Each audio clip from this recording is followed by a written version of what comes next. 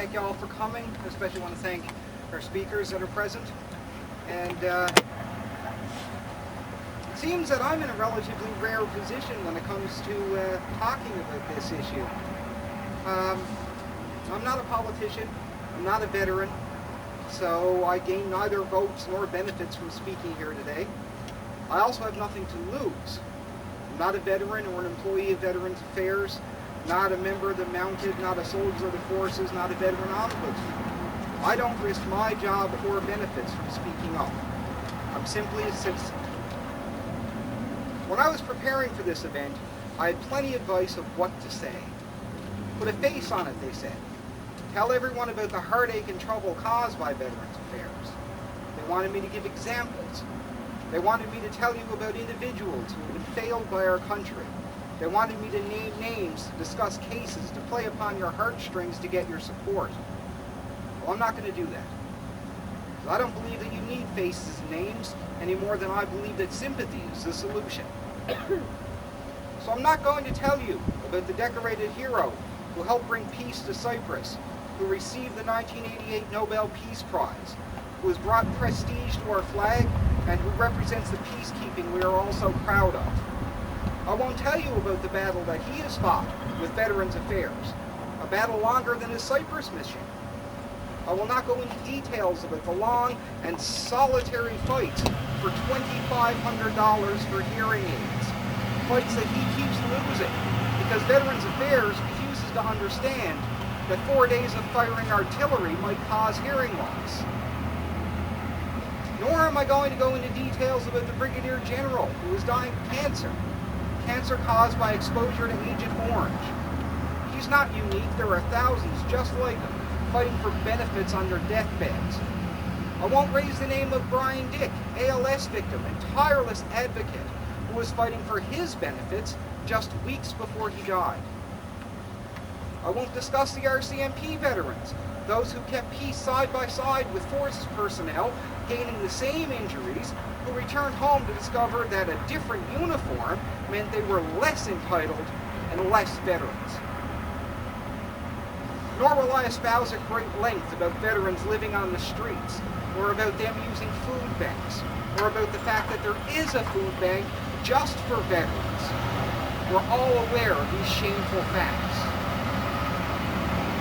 To illustrate the failure of the lump sum payment system, I was asked to locate a particular piece, one of those who was chained to a lamppost in Bosnia, who was later blown up, losing an arm, a leg, and an eye, in service to his nation, to bring peace to a conflict, and for the prestige of us all.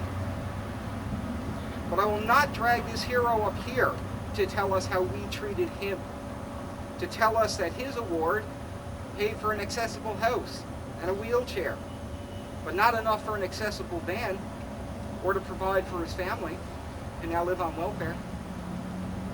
I wouldn't further denigrate this veteran by parading his wounds and betrayal here today, just to put a face on this farce.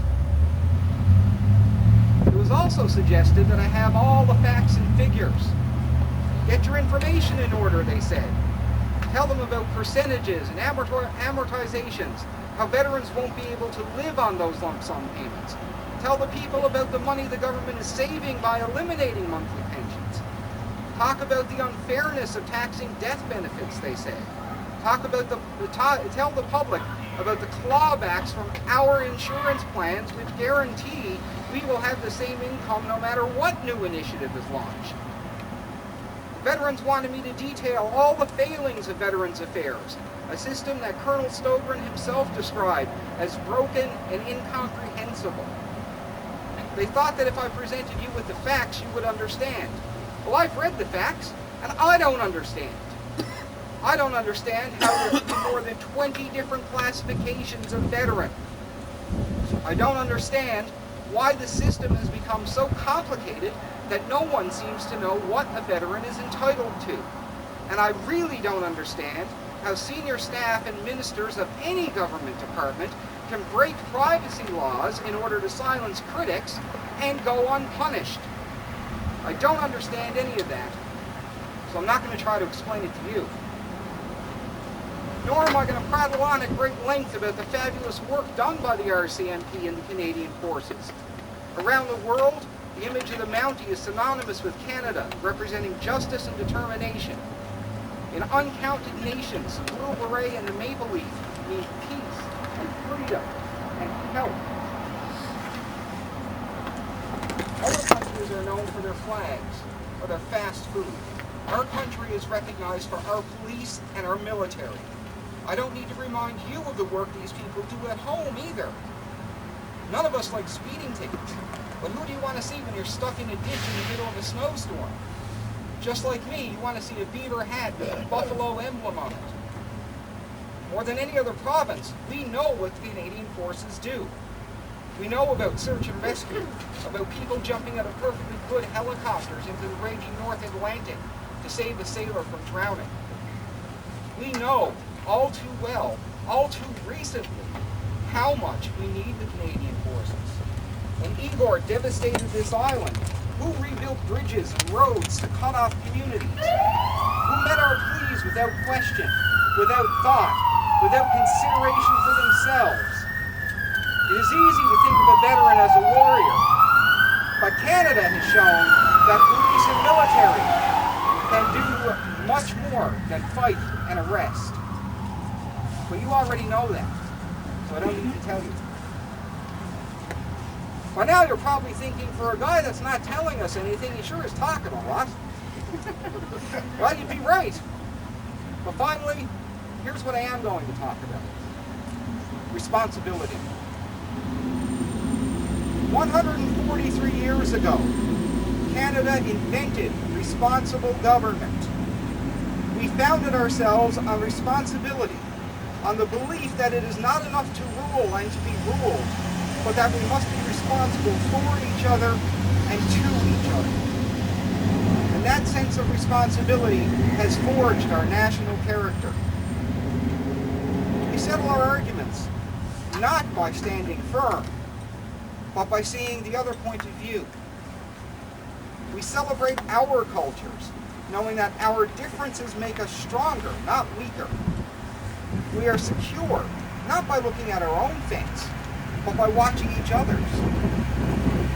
We build a social safety net because we understand that in helping each other, we also help ourselves. We consider how our actions affect each other. We stand together in crisis, prepared to do what is required. And we clear snow from each other's driveways. As Canadians, we've taken this sense of responsibility to the world, leading by doing. We have exported these ideas and values around the globe. We championed the Universal Declarations of Human Rights 32 years before we declared our own. We showed everyone how soldiers could keep peace instead of make war. And we did all that because we feel responsible. And these veterans, these men and women of our Canadian Forces and Royal Canadian Mounted Police, they feel an even greater responsibility. A responsibility to serve our national need.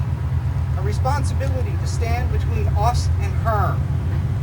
A responsibility to get us into trouble. A responsibility to do whatever it is that needs doing. A responsibility to answer our call, to follow our will, to hold firm, to disregard their interest in favor of ours.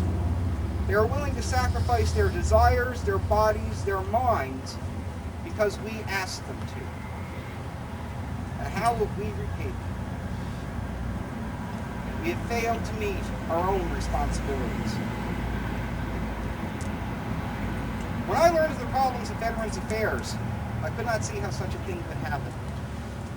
Like many of you, I automatically assumed veterans were looked after. I was sure this was a long settled matter, that those who serve our country should be automatically cared for. I thought perhaps there might be a small matter, something that was overlooked, something that could easily be remedied. I wasn't prepared for the length and breadth and depth of the failures. I was not prepared for such silencing of critics, for members of the Mounted express concern about your benefits and get fired. For Veterans Affairs employees, talk about systemic failures and get fired. For members of the forces, say anything out of turn and possibly go to jail. And for the veteran ombudsman, the man who was paid to find the problems, he did so. What happened to him? He was let go. And for the veterans themselves, speak up. You might find your benefits slashed, your name blackened, your sanity called into question. In fact, I might be the only one here that's allowed to speak freely. For months, I've been watching politicians, present company excluded, I've been watching the politicians and the bureaucrats playing pass the blame, and score with the voter, and get your picture taken with a veteran. All the while, the issues persist. There's a lot of talk, but no action. A lot of feeling, but no movement. Plenty of pointing, but nothing poignant. As a Canadian, I am here today to meet my responsibility. To all the veterans of the RCMP and the Canadian Forces and those who have sacrificed along with them, thank you. Thank you for serving. And I'm sorry. I'm sorry for any mistreatment you have suffered. And to Parliament, to those whom we elect to tend to our responsibilities, to those who are responsible to us, I want to make your instructions perfectly clear. Take care of our veterans. Go back to Ottawa and get to work. We ask that you talk to those who know where the problems lie. Follow their solutions. Waste no more time passing blame. Stand to your responsibility. Tend to our veterans. And do so without further delay. People are suffering and dying while debate continues.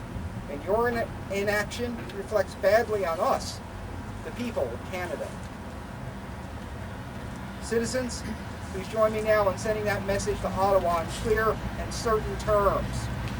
Take care of our veterans. Take care of our veterans.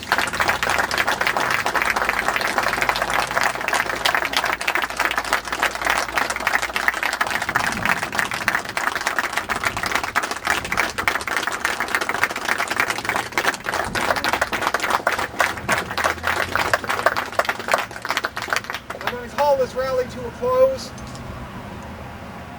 and extend the wish to Parliament and the hope that we never have to do this again. Thank you.